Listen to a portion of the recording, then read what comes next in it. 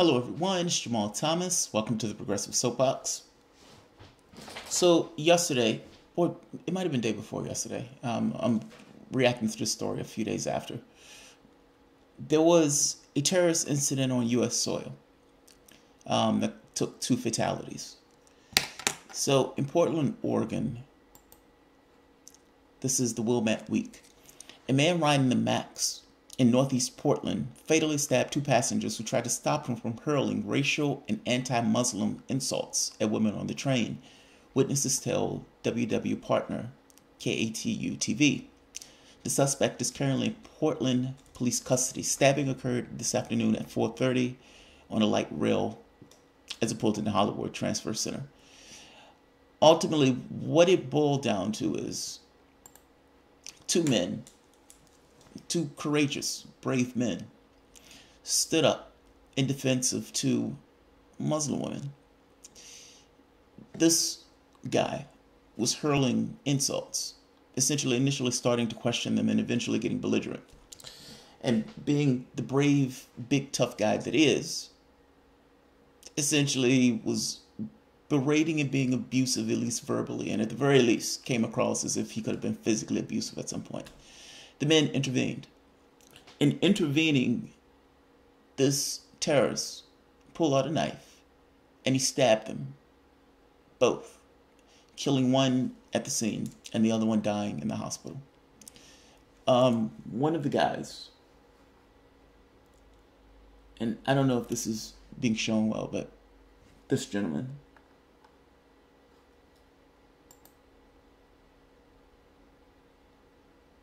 okay, that's not the best full screen in the world. But his mom left a message.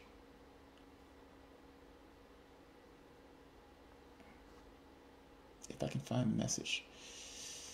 Talisian Murden Nakima Mish. Wow, that is a hell of a name. My dear baby boy passed on yesterday while protecting 2 young Muslim girls from a racist man on the train in Portland. He was a hero, and he will remain a hero on the other side of the veil. Shining bright star, I love you forever. The other gentleman was, apparently he was a veteran, or at the very least he was in the military. Look, I don't know how you solve this. I honestly don't know how you solve this. What I do know is that guy wasn't born a racist. And because that guy wasn't born a racist, you have to kind of ask the question, why did that guy become a racist? Yes, there's certain things that may have made him preconditioned for it. But it takes a special kind of crazy to get on a train, to berate 2 people, to not even recognize those people as being human beings who ultimately want to live their lives just like everyone else wants to live their lives. And to take it to the next degree where you would stab somebody who was in the military, who was, to look, whatever you want to call it, I would imagine that particular individual thought he was protecting this country. And at the very least, there was an aspect of his personality, of that protection instinct, that caused him to stand up for these 2 women who were there. The second gentleman, this guy, I'm not going to pronounce his name again because his name is insanely difficult to pronounce. But there was something about him that they stood up and they said, no, we disagree with this. We don't necessarily think you should be able to do this. It was a courageous thing, and they died for that courage. Something is wrong with our society.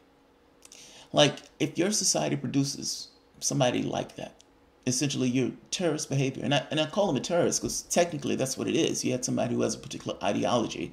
They want to enforce that ideology on somebody else. If that person was a Muslim and that person did it, they would call him a terrorist. So yes, I'm calling him a terrorist. I'm calling him what he is. A religious, and it's not even religious extremist. It's like a race extremist. But I fundamentally miss this difference between race or religion extremism and ideological extremists. Those things are the same to me. At the very least, the ends are the same, or the behavior that's produced is for the most part the same. These 2 guys are heroes. These 2 guys are heroes. And me saying it doesn't mean anything. It doesn't mean squat. Ultimately, at the end of the day, those people still gave their lives for a higher reason. I know it seems small, it seems almost trivial, but I guarantee you it's not trivial to the two Muslim women who those guys died protecting, or at the very least died defending. So yeah, these guys are heroes. My heart goes out to the families of both. My heart goes out to the families of both. And in some weird way, I don't know the childhood that raised the murderer who did this. I have no clue. If those are regular people, and I'm saying regular people, I know that word is subjective, but you know what I mean. If it's not some crazy right-wing family, it's not some bleeding-eyed racist, nothing like that. That for whatever reason, this guy took a particular path. Granted, his society coaxed them along, but ultimately took a particular path. I even to some degree feel bad for them. I mean, I know I have friends or relatives or family members that have done things that are just gross. And it's like, I have no idea where it comes from. That particular person did not necessarily get this from this particular family, and that particular person is acting out of sorts. So my compassion even has to go towards that particular direction. What I would say is, there's something wrong with a society that produces people like this. This guy is not the only person like this. If this guy is not the only person like this, you do have, I know it's a difficult question to ask. What in society provokes that behavior? It is easy to blame the individual and to say that particular person is responsible. Just from a legal standpoint, to some degree, you have to do that. But when the secondary question simultaneously that needs to be asked is, what produces that behavior? What produces the behavior? It's too easy to say that's just an individual thing, because it's not an individual thing. You had Le Pen in France, and I'm not saying Le Pen is a murderer or anything like that. I'm not saying that. I'm just saying you had Le Pen in France that was almost elected, running on this uber right-wing platform. You had Trump in this country, again, running on this uber right-wing platform. There were some aspects of his platform that was left-wing, but in that part of, I'm going to keep these people out the country, that was clear as a bell, clear as day. And at the very least, the supremacists, the alt-right, all those people damn sure heard that particular whistle, or whatever you want to call it. They heard it.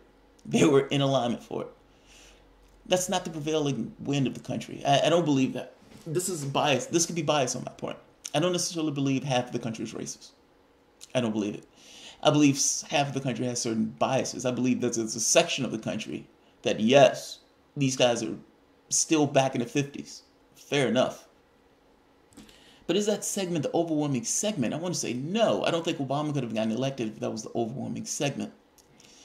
Is it that those people don't care about some of the racist things that comes out? Yes, I don't think those people care. Those people function differently than other races when it comes to politics. They're not going to be adversely affected by something that somebody says that's another race may deem threatening, if that makes sense. Like Trump may say something that just from my own cultural context, I may be bothered by it. Somebody else that's not within my particular race, let's say a white person, well, he's not bothered by that shit. He may or may not be. Ultimately, if it's not directly affecting him, he may not care at all. He may not even fully understand how other people are perceiving that particular thing that was said or that particular behavior. I don't think they fully will understand the shock to many of the other demographics in this country when Trump got elected.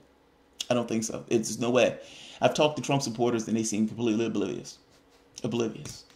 Empathy is not the strong suit of the Republican side, so I don't think it's crazy to say they were oblivious. All I'm saying in this particular point, whatever mechanism in society that breeds this, it needs to be paid attention to. It needs to be paid attention to. And I don't think you just end up with, it's just the individual. I don't think it's just the individual. I honestly don't.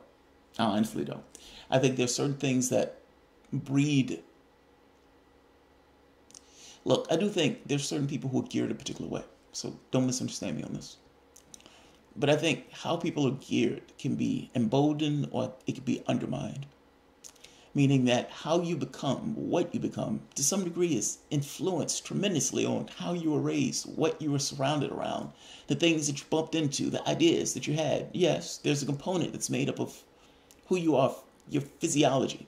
Like the things that make you mad, the things that get on your nerves, the things that bug you, the things that you like, the things that you dislike, the things that you think are awesome, the things that you absolutely hate. Part of that is you. But part of that is also the things that you bump into as you grow up, as you get older, your experiences. So it's not as easy to say, well, this particular person was just off. It happens too often for that person to be off. We should look at us. What are we doing in our society that's breeding people that behave in this way?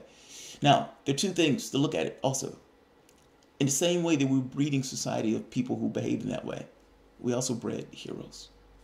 So it's bittersweet. It's a shame that these people had to die for what's a trivial and ridiculous conceptual point. Ultimately, and it wasn't even a good one at that, you're talking about some kind of hatred. There's no rhyme or reason to the hatred. Some of the stuff is stoked by media. Some of the stuff is stoked by his own personal biases. Some of it's stoked by the people he's around. But ultimately, he felt strongly enough to do that and to snuff out to what apparently, just based on their actions, two decent human beings. I just wanted to call attention to it. I don't necessarily, there's nothing substantive to say about it. There's nothing contextual to add to it. I just want to bring attention. Two heroes died. This was one of them. And my heart goes out to this woman who is mourning her kid. All right, guys.